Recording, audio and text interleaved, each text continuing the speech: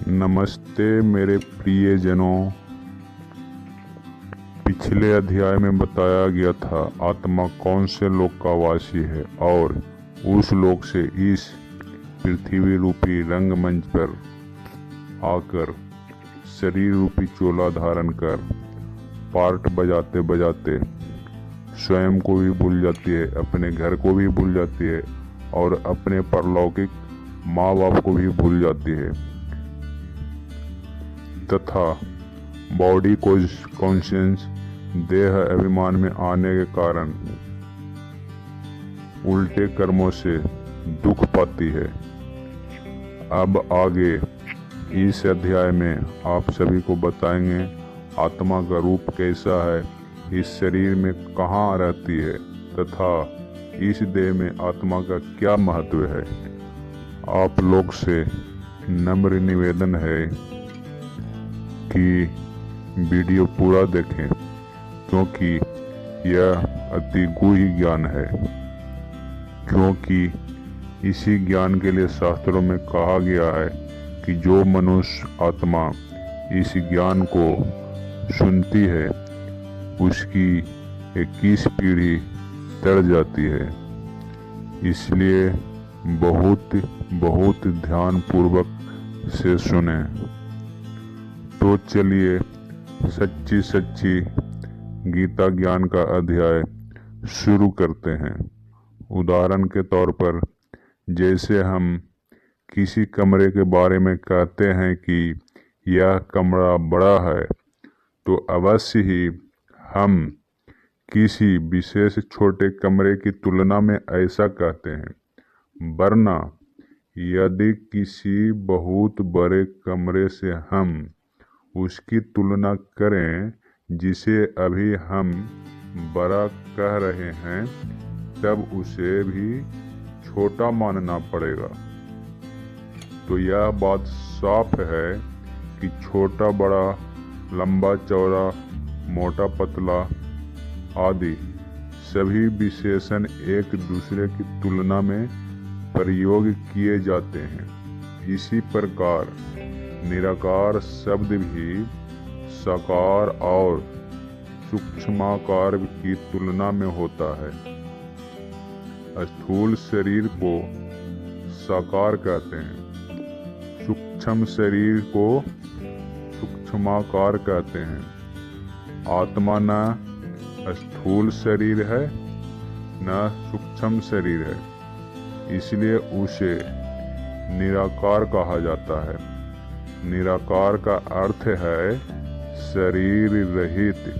अंग्रेजी में इसे इनकॉर्पोरियल कहा जाता है, अर्थात आत्मा का दैहिक रूप नहीं है जिसके कोई अंग प्रत्यंग हो, जो अशरीरी हो, परंतु आत्मा का तो अपना अमर अविनाशी रूप है सूक्ष्म अति सूक्ष्म ज्योतिर्बिंदु, चैतन्य प्रकाश का बिंदु। जैसे आसमान में चमकते हुए तारे एक बिंदु के समान दिखाई देते हैं, वैसे ही आत्मा भी ज्योतिर का एक तारा अथवा एक ज्योतिर्बिंदु ही है। अंग्रेजी में इसे पॉइंट ऑफ लाइट कहते हैं। इसलिए आत्मा और परमात्मा को अजर अमर अविनाशी कहा जाता है। जैसी आत्मा वैसे परमात्मा का रूप है। परमात्मा एक है, आत्मा अनेक है।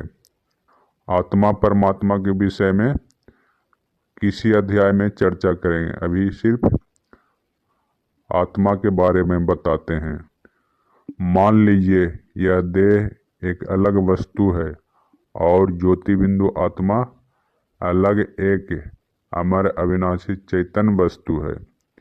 शरीर की तुलना एक मोटर गाड़ी से करते हैं और आत्मा की तुलना एक ड्राइवर से करते हैं। जैसे ड्राइवर गाड़ी के स्टीयरिंग के पास बैठता है क्योंकि गाड़ी को हैंडल करने के पार्ट पुर्जे वहीं मौजूद होते हैं। आगे देखना, पीछे देखना, दाएं बाएं देखना वहीं से बैठकर कंट्रोल करती है।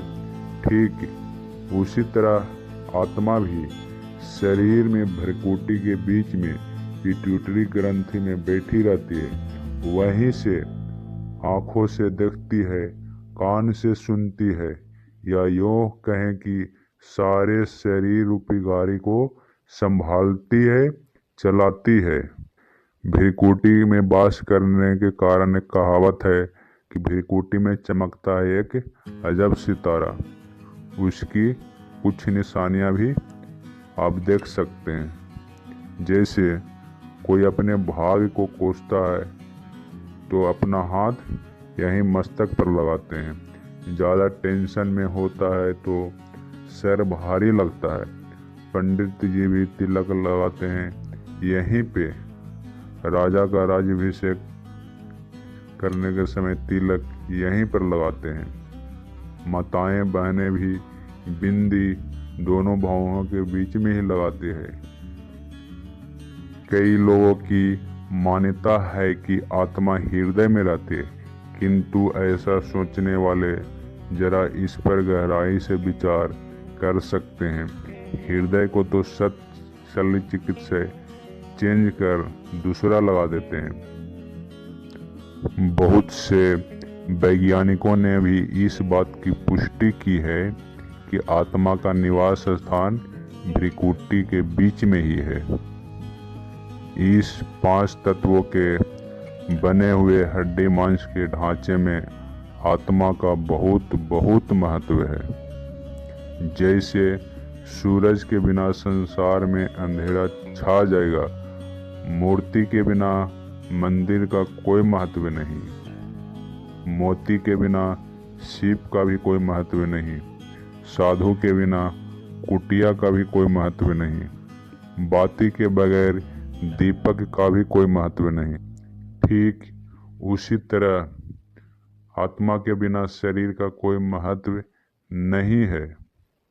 इस तरह से कह सकते हैं कि आत्मा शरीर का रास्ता है, मालिक है, स्वामी है। आप सभी ने आंखों देखी, कानों सुनी, ये अनुभव भी किए हैं जीवन में। व्यक्ति की आयु अभी शरीर छोड़ने का नहीं था, फिर चलते चलते वो अचानक वो शरीर छोड़ देता है, या किसी भयंकर बीमारी की वजह से या नॉर्मल बीमारी की वजह से कोई व्यक्ति शरीर छोड़ देता। या देखे भी होंगे कई बच्चे मरे पैदा हुए होते हैं, क्योंकि चेतन नामक वस्तु उसमें नहीं थी। इसलिए आत्मा को शरीर का रथी भी कहते हैं, चित्रज्ञ भी, और सूरज के समान इस शरीर को रोशनी देने वाली मणि भी कहते हैं। इस प्रकार आत्मा को जानते हुए हर एक मनुष्य को चाहिए कि स्वयं को आत्मा निश्चय करे। आज संसार में व्यक्ति स्वयं को अर्थात आत्मा को न जानने के कारण ही देह के आधार पर मनुष्य काले गोरे, अमेरिकी, रूसी, गुजराती, महाराष्ट्रियन, बंगाली, पंजाबी आदि के आधार पर ही भिन्न भिन्न मतभेदों में जकड़ा हुआ है। इन भेदों के आधार पर ही आज लड़ाई झगड़े हैं। देखा जाए तो वास्तव में यह देह तो आत्मा का चोला है, कोई काला सूट पहने या कोई सफ़ेद, इस बात पर भला झगड़ा क्यों? इसी प्रकार देह के तथा देह की भिन्न भिन्न भाषाओं या प्रांतों के आधार पर झगड़ा क्यों? आज मनुष्य स्वयं को देह मानने से ही स्त्री पुरुष, काला गोरा या गुजराती मराठी के भेदों में अर्थात दैहिक धर्मों में फंसकर उलझा हुआ है और दुखी हो रहा है। हमें आशा और विश्वास है कि अपनी आत्मा के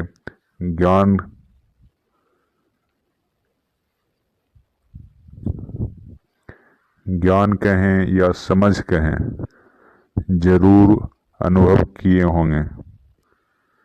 सच्ची गीता के 18 अध्यायों को जानने के लिए जुड़े रहें और औरों के पास भी शेयर करें।